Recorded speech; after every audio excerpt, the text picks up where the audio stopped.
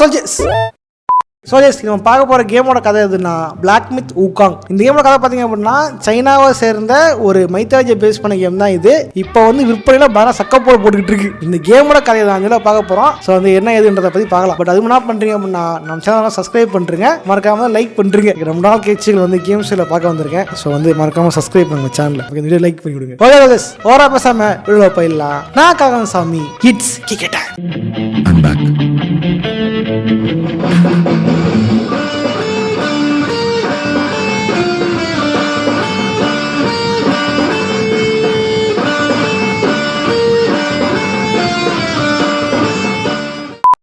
இந்த கேமோட கதை சன் ஊகாங்கை பற்றி சொல்லியிருந்தாலும் இதோட ஆரிஜின் ஸ்டோரின்றது ஜர்னி டு த வெஸ்ட் அப்படின்ற சைனீஸ் நாவல இருந்து தான் தொடங்குது. 16ஆம் நூற்றாண்டுல சன் ஊகாங் பாறையிலிருந்து கண்டுபிடிக்கப்படுறாரு. பாறைக்குள்ள இருந்து பிறப்பெடுத்த ஊகாங் மற்ற குரங்கிலிருந்து மாறுபட்டு தெம்படுறாரு. இவருடைய சிந்தனையும் செயலும் ரொம்பவே மேம்போக்கா இருந்துச்சு. இதனாலேயே அவருக்கு சீக்கிரமாவே ஆட்சி பொறுப்பு கிடைக்குது. ஆனால் என்ன இருந்தாலும் சன் ஊகாங்கை பொறுத்த வரைக்கும் தான் கீழே எவ்வளோ பெரிய பொறுப்பு இருந்தாலும் தான் பெரியாளாக இருந்தாலும் நானும் மற்றவங்க மாதிரி ஒரு மார்டல் தான் சீக்கிரமாக இறந்துருவேன். அதனால இம்மார்டலிட்டி எப்படி அடையிறது அப்படின்றத நோக்கி இவரோட சிந்தனை நகர ஆரம்பிச்சுது. இவரோட பயணமும் அதை நோக்கி இருந்தது. புத்தரோட சிஷ்யன்ல ஒருத்தரான சுபிட்டின்ற துறவிக்கு இவரும் ஒரு சிஷ்யனா மாறுறாரு. அவர்கிட்ட இருந்து பல வித்தைகளை கத்துக்கிறாரு. அதுல ஒண்ணுதான் 72 உருமாற்றங்களும் மேகத்துல பறக்கிற வித்தையும். ஊகாங் பல வித்தையை கத்துக்கிட்டதுக்கு அப்புறம் அவருக்குன்ட்டு ஒரு புதுவித ஆயுதம் அவருக்காகவே கிடைக்குது. அதோட பேர் தான் ரூயி ஜிங்கிள் பேங். இதை எந்த அளவு பெருசாவும் மாத்திக்க முடியும், நினைச்சு பார்க்காத அளவுக்கு சிறுசாவும் மாத்திக்க முடியும். ஊகாங் பயன்படுத்தும் போது ஒரு குச்சியா வச்சுக்கிட்டு மற்ற நேரங்கள்ல ஒரு பல்குத்த அளவுக்கு சின்னதாக்கி காது கிட்ட வச்சுக்கிட்டு தான் இதை பயன்படுத்திட்டு இருந்தாரு. ஊகாங் கிட்ட மந்திர சக்திகளும் ஆட்சியும் அதிகாரமும் இருக்கு. ஆனா என்னதான் இருந்தாலும் ஊகாங் கிட்ட ஒரே ஒரு கேள்வி மட்டும் மனசுக்குள்ள ஓடிக்கிட்டே இருந்துச்சு. இதெல்லாம் எத்தனை நாளைக்கு? என்னதான் ஆட்சி அதிகாரமும் இருந்தாலும் இவர் ஒரு மோட்டல் தான். மரணம் வந்துச்சு அப்படின்னா இதெல்லாம் காணாம போடுன்றது இந்த நிதர்சனமான உண்மை ஒரு மனசை உறுத்திக்கிட்டு இருந்துச்சு. இந்த ஒரு காரணத்தினாலேயே ஒரு இம்மார்டலா மாறணும் அப்படின்னு அவர் தீவிரமான முடிவு எடுத்து இருந்தாரு. இதுக்காகவே அவர் கடலுக்கு அடியில இருக்கிற டிராகன் கிங்கோட பேலஸ படையெடுக்கிறாரு. அங்க இருந்த புக் ஆஃப் லைஃப் அண்ட் டெத்ல தன்னை பத்தின குறிப்புகளையும் தன்னோட மரணம் பத்தின குறிப்புகளையும் மொத்தமா அழிக்கிறாரு. இந்த ஒரு காரணத்தினால மரணம் இதை நெருங்காது, தான் இம்மார்டல் ஆயிட்டோம் அப்படின்னு அவர் சந்தோஷப்பட்டுக்கிட்டு இருக்க இந்த செய்தி சொர்க்கத்துல இருக்கிற ஜேட் எம்பயரோட காதுக்கு போய் சேருது. ஊகாங் பண்ண விஷயம் ஜேட் எம்பயர்ஸுக்கு ரொம்பவே கோபத்தை கொடுத்திருந்தாலும் ஊகாங்கோட திறமையும் சக்தியும் பார்த்தவங்க ஊகாங்க பகச்சிக்காம சொர்க்கத்துல இருக்கிற செலஸ்டியல் கோர்ட்ல அவருக்கு ஒரு சின்ன பதவி கொடுத்து அமைதியா உட்கார வச்சிடறாங்க. அடிப்படையில இது ரொம்பவே சின்ன பதவி தான், ரொம்ப ரொம்ப சின்ன பதவி. ஆனா ஊகாங்க பொறுத்த வரைக்கும் இந்த விஷயத்த ஊகாங் ரியலைஸ் பண்ணும் பொழுது ரொம்பவே கோவம் அடைகிறாரு. இதனாலேயே ஊகாங் சொர்க்கத்துக்குள்ள ஒரு ரூமரை ஒண்ணு பரவிட்டு இருந்தாரு. நான் தான் பெரிய ஆளு, எல்லாரோட பவர்ஃபுல் நான் தான் அப்படின்ட்டு ரூமரை பரப்பி விட்டுட்டு பயங்கரமா சீன் போட்டுக்கிட்டு நடமாட ஆரம்பிச்சிருந்தாரு. ஆனா இவரோட சேட்டை இதெல்லாம் நிக்கல. ஜேட் எம்பரரோட சாவில்லா மாத்திரைகளை அளவுக்கு அதிகமா சாப்பிடுறது, யாரையும் மதிக்காம இஷ்டத்துக்கு போறது அப்படின்ட்டு இவரோட ஆட்டம் நாளுக்கு நாள் அதிகரிச்சுது. இந்த ஒரு காரணத்தினாலேயே இவர் எதுக்காக கூட்டு வந்தோம் அப்படின்னு ஜேட் எம்பயர்ஸ் ரொம்பவே வருத்தப்பட ஆரம்பிச்சாங்க. இவனை கட்டுப்படுத்தணும்ட்டு முடிவு எடுத்திருந்தாங்க. ஆனா அவங்களுக்கு புரிஞ்சிருந்தது ஊகாங்க புத்தரை தவிர வேற யாரையுமே தடுக்க முடியாது அப்படின்னு. இந்த ஒரு காரணத்தால அவங்க புத்தரை போய் பார்க்க புத்தரும் ஊகாங் கிட்ட பேச ஆரம்பிச்சிருந்தார். ஊகாங் நீ பண்றதும் சரியில்லை, உன்னையே பெருமை பேசிக்காத, அடக்கம் ரொம்ப முக்கியம் அப்படின்னு சொல்ல ஊகாங் அப்பையும் சேட்டைய நிறுத்தவே இல்லை. இந்த ஒரு காரணத்தாலே புத்தர் ஊகாங்க்கு ஒரு டெஸ்ட் வச்சிருந்தாரு. என் உள்ள கையை தாண்டி நீ போயிட்டா அப்படின்னா நீ பெரியாலும் ஒத்துக்கிறேன், நீ சொல்ற நான் கேட்கிறேன் அப்படின்ட்டு புத்தர் சொல்ல இந்த போட்டிக்கு ஊகாங்கும் தயாராயிருந்தாரு. ஊகாங் இருந்து பல மலைகள், பல காடுகள், பல கிரகங்கள் தாண்டி ரொம்ப தூரம் கடந்து ஊகாங் பயணிச்சிருந்தாரு. உலகத்தோட முடிவுல 5 தூண்கள் இருக்கிறத ஊகாங் கவனிக்க அதுல ஒரு தூண்ல தன்னோட பேரை எழுதிட்டு ஊகாங் உடனே புத்தரை பார்க்க வந்திருந்தாரு. ஆனா அந்த 5 தூண்களுமே புத்தரோட 5 விரல்கள் அப்படின்னு. இது எல்லாமே புத்தர் ஏற்படுத்தின மாயை அப்படின்றத ஊகாங் புரிஞ்சுக்க தன்னோட தோல்வி அவர் ஒத்துக்கிட்டாரு. இந்த ஒரு காரணத்தாலே அவர் தான் பண்ண தப்புக்கு பிராச்சித்தமா பல ஆண்டுகள் மலைகளுக்குள்ள சிறைப்பிடிக்கப்படுறாரு. பல ஆண்டுகளா அவர் மலைகளுக்குள்ள சிறைப்பட்டு இருக்க சரியா 500 வருஷத்துக்கு பிறகு இவருக்கான விடுதலை காத்திருந்துச்சு. மாங் டேங்கோட வடிவில. மாங் டேங் மேற்கு நோக்கி ஒரு பயணம் பண்ண போறாரு. அதுதான் இந்தியாவில் இருக்கிற புத்தரோட வேதங்களை மீட்டெடுக்கிறது. இது ஒரு ஆபத்தான பயணம் அப்படின்றதுனால இதுக்கு துணையா ஊகாங் வரணும் அப்படின்னு இவர் திருமணம் பண்ணியிருந்தாலும் ஊகாங் கட்டுப்படுறதே பெரிய விஷயம் அப்படின்றதுனால புத்தர் ஒரு மாயாஜால கிரீடத்தை கொடுத்திருந்தாரு.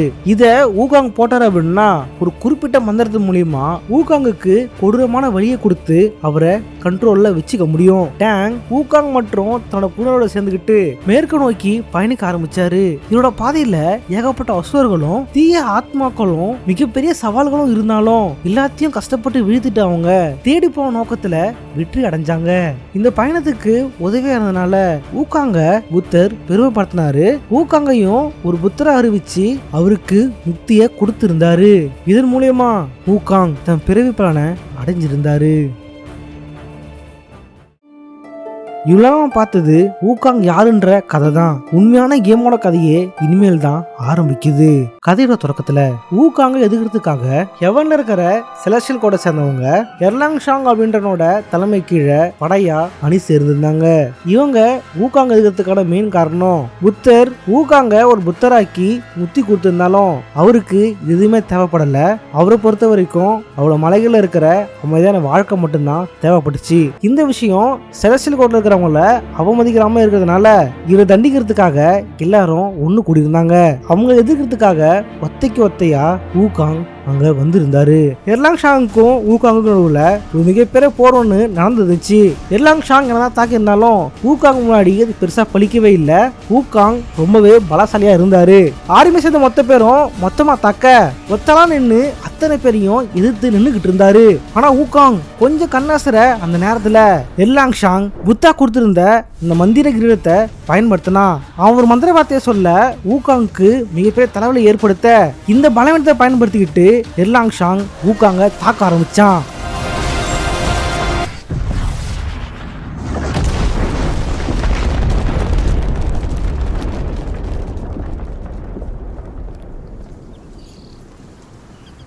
வீழ்த்தப்பட்ட ஊகாங் 6 பாகங்களா பிரிக்கப்படுறாரு. 6 நினைவு சின்னங்களா மாற்றப்படுறாரு. இப்படியே நாட்கள் நகருது.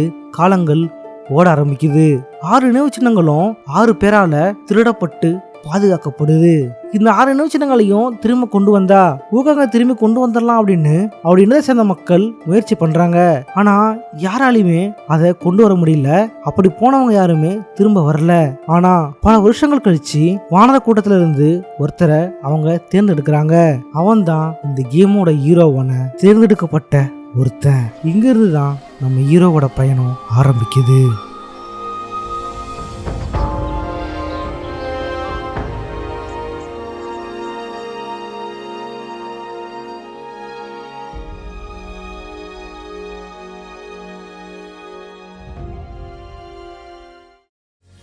ஆறு நினைவு சின்னங்களையும் கலெக்ட் பண்ணி ஒன்று சேர்த்தா ஊக்கம் கொண்டு வந்துடலாம் அப்படின்னு ஹீரோவை அமுச்சு வைக்க அவர் பழை செஞ்ச காடு ரொம்பவே அமானுஷ்யமா இருந்துச்சு.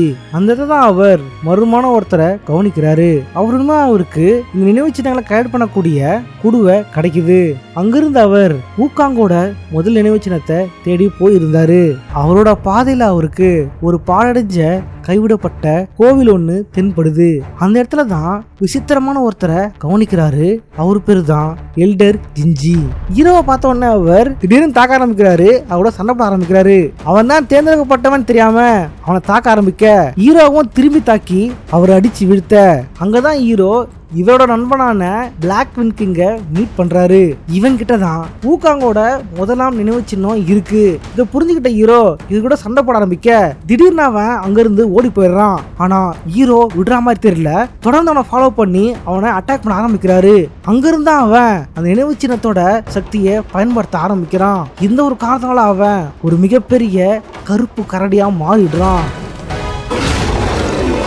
இந்த விஷயம் ஹீரோக்கு அதிர்ச்சி கொடுத்திருந்தாலும் ஹீரோ விடுற மாதிரி தெரியல. அவனை தொடர்ந்து தாக்க ஆரம்பிக்கிறாரு. ஒரு வழியா அவர் தொடர்ந்து தாக்கி அவனை வீழ்த்த அங்கிருந்து அவன் ஹீரோ கிட்ட கெஞ்ச ஆரம்பிக்கிறான். நான் ஒன்னும் வேணும் உங்களோட சண்டைக்கு வரல. எவன் இருக்கிறவங்க தான் உன்னை தாக்க சொன்னாங்க. இந்த நினைவுச்சின்னத்தை என்னை வச்சுக்க சொன்னாங்க. அந்த ஒரு காரணத்தை நான் வச்சுக்கிட்டு இருக்கேன். நான் வெறும் அம்புதான் அப்படின்னு அவன் சொல்லிக்கிட்டு இருக்க அவன் கிட்ட இருந்த ஊக்காங்கூட முதல் நினைவு சின்னம் பறவைய மாறி ஹீரோ கிட்ட வந்தடையுது. ஏதோ ஒரு இடத்துல ஹீரோ பல அம்புகளால் தாக்கப்பட்டு படுத்திருந்தாரு. அவர் விழுந்திருக்கிற அந்த நேரத்துல யாரோ ஒருத்தரோட பாட்டு சத்தம் அவர் காதுல கேட்டிருந்தது. இதுல என்ன விசித்திரம் அப்படின்னா, இந்த பாட்டை பாடிக்கிட்டு இருந்தது தலையே இல்லாத ஒரு துறவி. அவர் ஹீரோட உடம்புல இருந்த அத்தனை அம்புகளையும் மாயமா மறைய வைக்க அம்புகள் சாம்பலா மாறி பறக்க ஆரம்பிச்சுது. ஹீரோவும் திரும்ப உயிர் வந்திருக்க அங்கிருந்த அவர் அடுத்த நினைவு சின்னத்தை நோக்கி பயணிக்க ஆரம்பிச்சாரு. தன்னோட வழியில அவர் எலி மாதிரி உருவம் கொண்டவங்களையும் புலி மாதிரி உருவம் கொண்ட இன்னொருத்தனையும் வீழ்த்திட்டு தன்னோட பாதையில அவர் முன்னேறி நகர அந்த 2வது நினைவு சின்ன நகரவனை அவர் கண்டுபிடிக்கிறாரு. அவன் தான் வின்ஸ்டாம் சீச். அவன் கையில ஒரு மிகப்பெரிய தலை ஒன்று இருந்துச்சு. அது யாரோடது அப்படின்ட்டு ஹீரோவுக்கு அப்ப தெரியல அப்படின்னாலும் ஹீரோவை பார்த்த உடனே அவன் ஹீரோவை தாக்க ஆரம்பிச்சிருந்தான். அவ்வளவு பெரிய தலை தூக்கிட்டு அவன் சிரமப்பட்டு ஹீரோவை தாக்கிட்டு இருக்க ஹீரோ சிரமமே இல்லாம அவனை அடிச்சு வீழ்த்திடுறாரு. அவன் அந்த இடத்துல வீழ்த்தப்பட்டிருக்க திடீர்னு அந்த நேரத்துல யாரோ ஒருத்தர் தோண்ட ஆரம்பிச்சிருந்தாங்க. அவங்கதான் அவன் முதல்ல பார்த்திருந்த தலையே இல்லாத துறவி. அந்த இடத்துக்கு வந்த அவர் கீழே விழுந்திருந்த தலைய எடுத்து தன் உடலோட ஒட்டிக்க அங்கிருந்த அவர் உண்மையை சொல்ல ஆரம்பிச்சிருந்தாரு. இவருமே புத்தரோட ஒரு அவதாரம் தான். புத்தர் தான் இவர்கிட்ட இந்த கிரீச்சரை வச்சுக்க சொல்லி கொடுத்திருந்தாரு. ஆனா இந்த நினைவுச்சிருந்த சக்தியை பயன்படுத்திக்கிறதுக்காக அது இவர் தலையை வெட்டி தாங்கூடியே வச்சுக்கிட்டு இருந்தது. இப்ப அவர் அவனை வீழ்த்திட்டதால ஹீரோ தான் தேர்ந்தெடுக்கப்பட்ட சரியான நபர்னு புரிஞ்சுக்கிட்டு அந்த 2வது நினைவுச்சின்னத்தை அவர்கிட்ட கொடுத்துடுறாரு.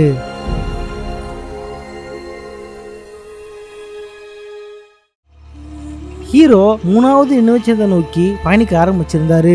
ஆனா இந்த பாதை ரொம்பவே குளிர்ச்சியாகவும் பனியால உறைஞ்சும் காணப்பட்டுச்சு. தன்னோட பாதையில அவர் உறைஞ்சு போன நதிக்கு பக்கத்துல ஒரு கோவில் இருக்கிறத கவனிக்கிறாரு.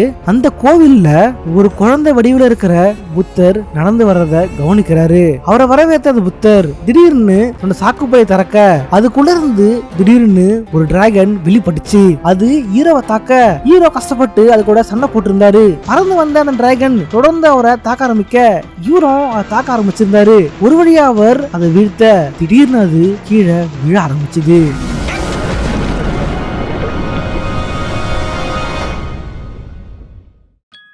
ஹீரோ கண் விழிக்க ஒரு வினோதமான இடத்துக்குள்ள சிறைப்பிடிக்கப்பட்டிருந்தாரு.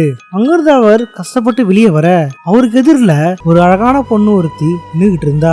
இவதான் ஆரம்பத்துல ஹீரோவை தாக்குன அந்த டிராகன். இவளால டிராகனாவ மாற முடியும், மின்னலை கட்டுப்படுத்த முடியும், பனியை வச்சு தாக்கவும் முடியும். அந்த நேரத்துல அவ ஹீரோவை பார்த்து பயங்கர கோபமா இருந்தா. உன்கிட்ட அது சக்திகள் இருக்கு, அந்த சக்தியை பாதுகாக்க தான் உன் சிறையில அடைச்சி வச்சேன், நீ எதுக்கு வெளியே வந்தேன்ட்டு அவ கோவத்தை கக்க வேற வழி இல்லாம ஹீரோவும் அவளை அட்டாக் பண்ண ஆரம்பிச்சிருந்தாரு. 2 பேரும் சண்டை போட்டுக்க இந்த சண்டையிலேயே டிராகன் எதிர்பாராத விதமா ஒரு பாறையில மோத 2 பாறைகள் நடுவுல இருந்த ஒரு சக்கரம் டிராகன் முட்டதுனால உடஞ்சி 2 துண்டா போயிடுது. ஆனா அதுக்குள்ள இருந்து ஒருத்தன் வெளியே வந்திருந்தான். அவன் தான் ஊகாங்கோட நண்பனான ஜூ பஜியா. பாக்குறதுக்கு ஒரு ஹியூமனாய்ட் பன்றிய போல உருவம் கொண்டவன். பாக்குறதுக்கு இவன் வினோதமா இருந்தாலும் முன்னொரு காலத்துல செலஸ்டியல் கோர்ட்ல மார்ஷலா இருந்தவன். 8,80,000 சோல்ஜர்களை வழிநடத்தினவன். போன பிரிவில இவன் பண்ண பாவத்தால இப்ப இந்த உருவத்துல இருக்கான். மூன் பிரின்சஸ இவன் செடியூஸ் பண்ண குற்றத்துக்காக செலஸ்டியல் கோர்ட்ல கொடுத்த பனிஷ்மெண்டால இவன் இப்படி ஆயிட்டான். ஒரு மனுஷனுக்கு எந்த குணாசனம் இருக்க கூடாதோ அதெல்லாம் இருக்கிற தண்டனையை அனுபவிச்சுட்டு இருக்கிறவன். ஊகாங்கோட இருக்கும் பொழுது ஊகாங்குக்கு ஒரு சிறந்த நண்பனா இருந்தவன். இவன் இங்க இருந்தா ஹீரோவுக்கும் நண்பனாகி கூட பயணிக்க ஆரம்பிச்சான். அங்கிருந்து அவங்க 3வது நினைவு சின்னத்தை தேடி பயணிச்சுட்டு இருக்க அவங்க வழியில மீண்டும் பேபி புத்தா வந்திருந்தாரு. அந்த நேரத்துல அவர் கோவிலுக்குள்ள கூட்டிட்டு போக அங்கதான் உண்மை தெரிய வருது. அது பேபி புத்தாவே இல்ல, அது எல்லோ மாங் அப்படின்ட்டு. எல்லோ மாங் ஹீரோவை தாக்கி ஹீரோ கூட சண்டை போட ஆரம்பிச்சிருந்தாரு. ஹீரோவை தன்னோட சுருக்கு பைக்குள்ள அடைச்சி வச்சுட்டாரு. ஆனா அந்த சுருக்கு பையில இருந்தது ஹீரோ மட்டும் இல்ல, அவரை மாதிரி இருக்கிற ஏகப்பட்ட பேர். ஹீரோக்கு வழி இல்ல, அவங்க கூட சண்டை போட்டாதான் இதுக்குள்ள வெளியே வர முடியும் அப்படின்றதுனால அவங்க சண்டை போட்டு கஷ்டப்பட்டு சுருக்கு பையில வெளியே வந்துடுறாரு. வெளியே வந்த கோவத்தோட எல்லோ மாங்க செமையா அடிச்சு வீழ்த்த எல்லோ மாங் அங்கிருந்து அடித்தாங்காம ஓட ஆரம்பிச்சான். உறைஞ்சு போயிருந்த நதியில அவன் ஆவேசமா ஓடிக்கிட்டு இருக்க இருந்து பனி உடைஞ்சி கீழே விழுந்துதான். 3வது வெளிக்கு எங்க இருக்கு அப்படின்ட்டு அவங்க பாத்துக்கிட்டு இருக்க கரெக்டா அங்கதான் உண்மையான பேபி புத்தா அங்க வந்திருந்தாரு. நான் கண்ணசந்த நேரத்துல என்னோட உருவத்துக்கு உருமாறி உங்களை அவன் ஏமாத்திருக்கான் அப்படின்ட்டு அதை சொல்லிக்கிட்டு இருக்க 3வது நினைவுச்சின்னம் எங்க இருக்குன்னு தெரியல, எங்களுக்கு உதவுங்க அப்படின்ட்டு ஹீரோவும் ஹீரோட ஃப்ரெண்டும் கேட்டு இருந்தாங்க. தன்னோட ஞானதிஷ்டியால ஹீரோ தான் தேர்ந்தெடுக்கப்பட்டவர் அப்படின்னு அவர் புரிஞ்சிக்க அதை அவருக்கு எடுத்து கொடுக்க முயற்சி பண்ணாரு. அது ஒரு மந்திர மீனோட வாயில இருந்துச்சு.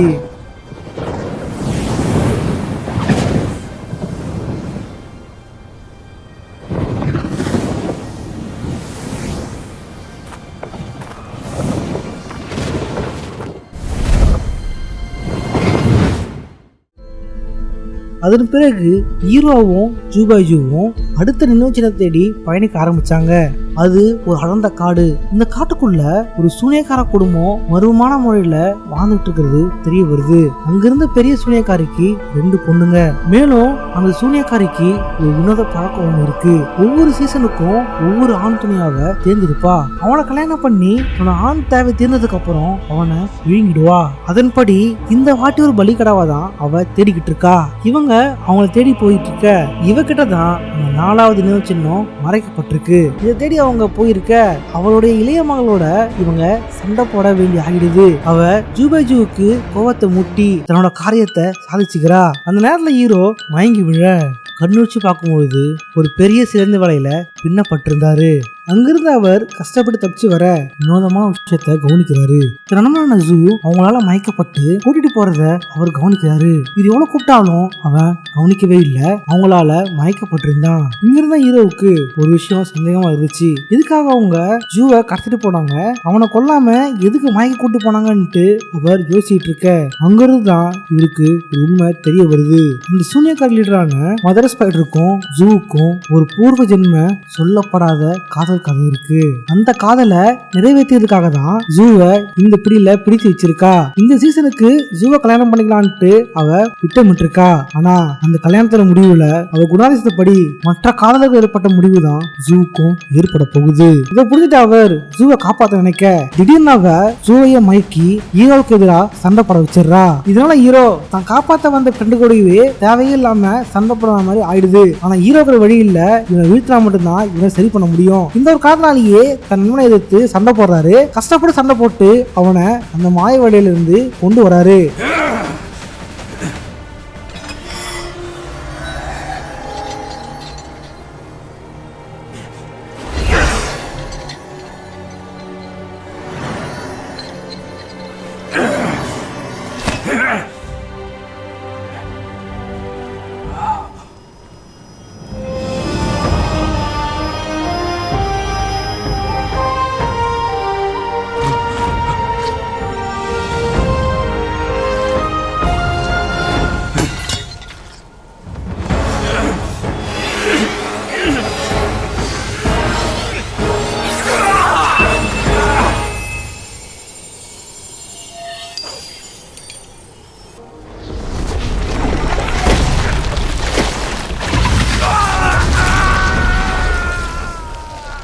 அவன் கடத்திட்டு போன தன் நண்பனை காப்பாத்துறதுக்காக ஹீரோ துரத்திட்டு ஓட அந்த இடத்துல தான் மதர் ஸ்பைடர் இருந்தா. இத்தனை ஜென்மம் கழிச்சு நான் கண்டுபிடிச்சேன் காதலனை என்கிட்ட பிரிக்க பாக்குறியா அப்படின்ட்டு அவ ஹீரோவை தாக்க வர ஹீரோ அவளை அடிச்சு வீழ்த்திடுறாரு. திடீர்னு அவ அங்க தப்பிச்சு ஓட தன் நண்பனை காப்பாத்திக்கிட்ட அவர் அவளை பின் தொடர்றாரு. ஏன்னா அவகிட்ட தான் இந்த 4வது நினைவு சின்னம் இருக்கு. அவளோட 2 பெண்களும் அவளை தேடி வந்திருந்தாங்க. ஆனா பிரச்சனை என்ன அப்படின்னா அந்த இடத்துல 4வதா இன்னொருத்தனும் இருந்தான். அவன் தான் 1000 கண்ணுடையான். அந்த நேரத்துல ஹீரோ என்ன நடக்குது அப்படின்னு புரியாம இருக்க நேரத்துல 1000 கண்ணுடையான் மதர் ஸ்பைடர் கிட்ட இருந்த 4வது நினைவு சின்னத்தோட பவரை எடுத்துக்கிறான். இதனால அவன் திடீர்னு ஒரு ஹியூமனைட் புறானா மாறிடுறான். இவன் ரொம்பவே பேராசை கொண்டவன். ஏற்கனவே மதர் ஸ்பைடரோட பவர் மூலியமா இந்த அளவுக்கு உருமாறதுனால இன்னும் நிறைய நினைவு சின்னம் எடுத்தோம்னா நிறைய சக்தி கிடைக்கும்ட்டு அவன் முடிவு பண்றான். ஆனா ஹீரோ கிட்ட தான் இப்ப 3 நினைவு சின்னங்கள் இருக்கு. இந்த விஷயத்த புரிஞ்சுட்டு அவன் ஹீரோவை தாக்க முயற்சி பண்ணா. ஹீரோவை வீழ்த்தி எப்படியாவது அதை எடுக்கணும் அப்படின்ட்டு சண்டை போட்டான். இவனை எதிர்க்கிறதுன்றது ரொம்பவே கஷ்டமான விஷயம் தான். ஏற்கனவே அவன் மதர் ஸ்பைடரை ஈஸியா டிஃபீட் பண்ணிட்டான். இப்போ இவங்கிட்ட ரிலிகோட பவரும் இருக்கிறதுனால இவனோட வீழ்த்துறது அப்படின்னு ஹீரோ யோசிச்சுட்டு இருக்கும் போதுதான் அவனுக்கு உதவி பண்றதுக்கு இந்த வாட்டி 3 ஸ்பைடர்ஸ் இருந்தாங்க. 3 ஸ்பைடர்ஸும் அவனை அட்டாக் பண்ண ஹீரோவும் கூட சேர்ந்து அவனை அடிச்சு வீழ்த்திடுறாரு. ஆனா என்ன பிரச்சனை அப்படின்னா நடந்த சண்டையில மதர் ஸ்பைடருக்கு ரொம்ப அடிபட்டுருது. அவ சக்தியே இல்லாம விழுந்து கிடந்தா. இந்த ஒரு காலத்துல அவ அங்கேயே அநியாயமா இறந்துடுறா. இறந்து நினைச்சு ஜூ ரொம்பவே ஃபீல் பண்றான். அவனோட காதல் கதை கடைசி வரைக்குமே நிறைவேறவே இல்லை. ஆனா ஹீரோவுக்கு அந்த 4வது நினைவு சின்னம் எப்படியோ கிடைச்சிருது.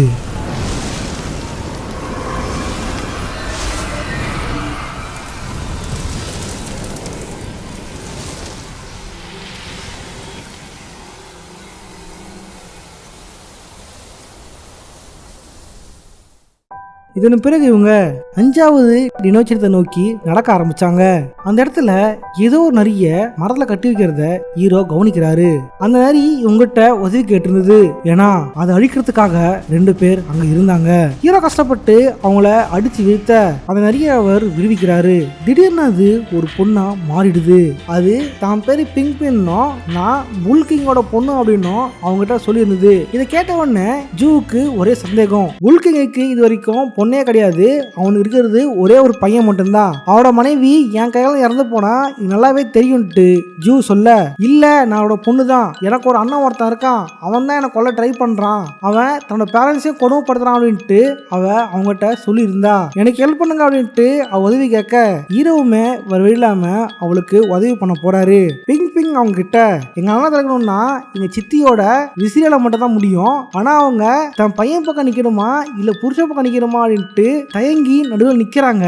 ஒருவேளை அவங்களோட விசிறியை கண்டுபிடிச்சிட்டோம் அப்படின்னா அண்ணனை தடுக்க முடியும் அப்படின்ட்டு பிங் சொல்லி இருந்தா.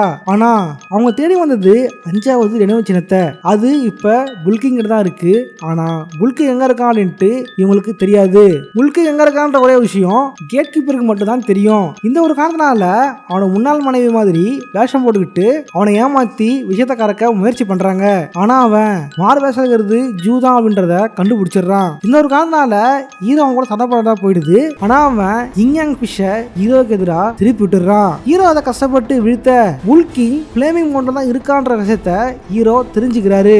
இங்யாங் ஃபிஷ்ஷை ஹீரோ டிஃபீட் பண்ணனால கீப்பரை அவங்கள அந்த இடத்துக்கு கூட்டிட்டு போயிடுறான். அந்த இடத்துல தான் பிங் அவங்க சித்தியோட விசிறிய கண்டுபிடிச்சிடுறா. அந்த இடத்துல அவங்க புல்கிங்கை சந்திக்க அங்கதான் அவங்களுக்கு ஒரு உண்மையே தெரிய வருது. உண்மையிலேயே புல்கிங்குக்கு இது வரைக்கும் பொண்ணே இல்ல, அவங்க கூட வந்ததும் ஒரு பொண்ணு இல்ல. ஏன்னா இவ்வளவு நேரம் பிங் உருவத்துல இருந்தது புல்கிங்கோட பையனான ரெட் பாய்.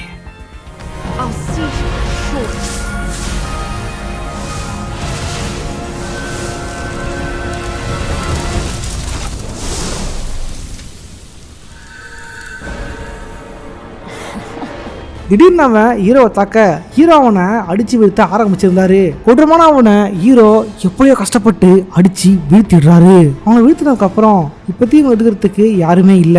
மேலும் ஹீரோ தான் தேர்ந்தெடுக்கப்பட்ட ஒருத்தன் அப்படின்றத புல்கிங் புரிஞ்சுக்கிட்டு அவர்கிட்ட இருந்த நினைவு சின்னத்தை ஹீரோ கிட்ட கொடுக்க ஆரம்பிச்சாரு.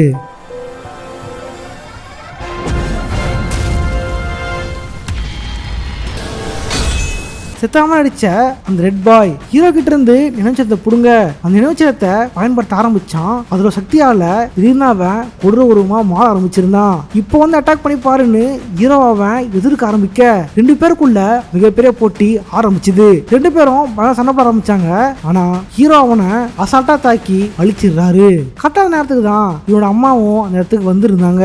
பையன் வீழ்த்தப்பட்டக்கு அப்புறம் அவனோட ஆணவம் அழிஞ்சிருக்கும். இதுக்கப்புறம் தெரிஞ்சிருவான்ட்டு அவனோட அம்மா அப்பாவும் நினைச்சிருக்க திடீர்னு அவன் போயும் இவன் கையால நான் வீழ்த்தப்பட்டேன், இந்த வாழ்க்கைய வேணான்னு அவன் அநேகமா தன்னோட வாழ்க்கைய அவரே முடிச்சுக்கிறான். இத பார்த்து அம்மா அப்பாவும் கண்ணீர் விட்டு கதறி அழ ஹீரோவுக்கு 5வது நினைவு சின்னமும் கிடைச்சிருது. ஹீரோக்கு நேரத்துல ஊக்காங்குடைய 5 நினைவு சின்னங்கள் இருக்கு. ஆனா காணாம போனது அது மட்டும் இல்ல, ஊக்காங்கோட பறக்கிற மேகமும் அவருடைய ஸ்டாஃபும் அவருடைய ஆர்மரும் இதெல்லாம் ஒவ்வொருத்தரால திருடப்பட்டிருந்தனால இதனால அவர் ஒவ்வொருத்தரையும் வீழ்த்தி மேகமும் ஆர்மரும் அவருடைய மந்திர கோலையும் எடுத்துக்கிறாரு. அந்த மந்திர கோலை கிடைச்சதுக்கு அப்புறம் தான் ஹீரோ தன்னை ஒரு ரியல் வாரியரா உருவ ஆரம்பிச்சிருந்தாரு, சன் ஊக்காங் மாதிரி. இதன் பிறகு அவங்க 6வது நினைச்சதை நோக்கி பயணிக்க ஆரம்பிச்சிருந்தாங்க. அந்த இடத்துல ஒரு பாறை இருந்துச்சு. ஊக்காங் பாறைந்து வந்ததுன்னு சொல்லியிருந்த அதே மாதிரியான ஒரு பாறை. அது ஹீரோ தொட்ட உடனே திடீர்னு அது ஒரு டைமென்ஷனுக்கான கதவு மாதிரி மாறி இருந்தது. அதுக்குள்ள ஜூவும் ஹீரோவும் போயிருந்தாங்க. ஹீரோ அதுக்கு போயிருக்க அந்த நேரத்தை வரவேற்கிறதுக்காக இவரை அமுச்சு வச்ச ஓல்டு மங்கி அங்க இருந்தாரு. அது ஒரு நதியா இருந்துச்சு. அந்த இடம் ஃபுல்லா ஊக்காங்கோட நினைவுகள் அடங்கி இருந்துச்சு. அங்கிருந்து தான் ஓல்டு மங்கி ஒரு விஷயத்த சொல்ல ஆரம்பிச்சாரு. நீ கலெக்ட் பண்ண 5 நினைவு சின்னங்களும் ஊக்காங்கோட 5 புலன்கள் 5 பாகங்கள். சக்திகள். ஆனா இப்ப தேடி வந்திருக்கிறது அவருடைய மைண்ட்ன்றது யாருக்கும் சொந்தம் இல்லாதது, யாராலையும் எடுக்க முடியாதது. ஒவ்வொரு நினைச்சத்தையும் ஒவ்வொரு ராஜாக்கள் திருடிக்கிட்டாங்க. ஆனா திருட முடியாதது அவருடைய மைண்ட் தான். அந்த ஆதார நினைச்சனன்றது நீதான், அது உனக்குள்ள இருக்கிறதா அப்படின்னு அவர் சொல்லிக்கிட்டு இருந்தாரு. அவர் சொல்லி முடிக்க நதியும் கரையை கடந்திருந்தது. அந்த இடத்துக்குள்ள யாரோ ஒருத்தன் தூரமா இருந்தான். இதுதான் ஹீரோவுக்கான கடைசி பேட்டில், கடைசி பரீட்சை. இத ஹீரோ தனியா தான் செஞ்சாகணும். ஹீரோ எதிர்த்து நிக்க அவரு எதிர்த்து நின்னது ஊகாங்கோட பழைய நினைவுகள்ல ஒண்ணு. பாறையிலான ஆன ஊகாங் ஹீரோ எதிர்க்க தயாரானாரு. அந்த ஸ்டோன் மேன்க்கு எதிர்த்து ஹீரோ சண்டை போட ஹீரோ அடிக்கிற ஒவ்வொரு அடிக்கும் அந்த ஸ்டோன் உடைய ஆரம்பிச்சுது. கொஞ்சம் கொஞ்சமா அடிச்சு அதை வீழ்த்த முயற்சி பண்ணாரு. ஒரு கட்டத்துல திடீர்னு அவர் பல உருவங்களா மாறி மொத்தமா சேர்ந்து அந்த ஸ்டோன் மங்கிய அடிச்சு வீழ்த்த திடீர்னு அந்த ஸ்டோன் மங்கி உடைஞ்சி சதுரிடுது. இதோட இந்த பிரச்சனை முடிஞ்சுது அப்படின்னு ஹீரோ நினைச்சிருந்தாலும் உண்மையான பிரச்சனையே அங்கிருந்தா ஆரம்பிச்சது. உடைஞ்சு போன புரோக்கனா இருந்த அந்த ஸ்டோன் மங்கி திடீர்னு தன்னை வேற ஒன்னா உருமாறிச்சு.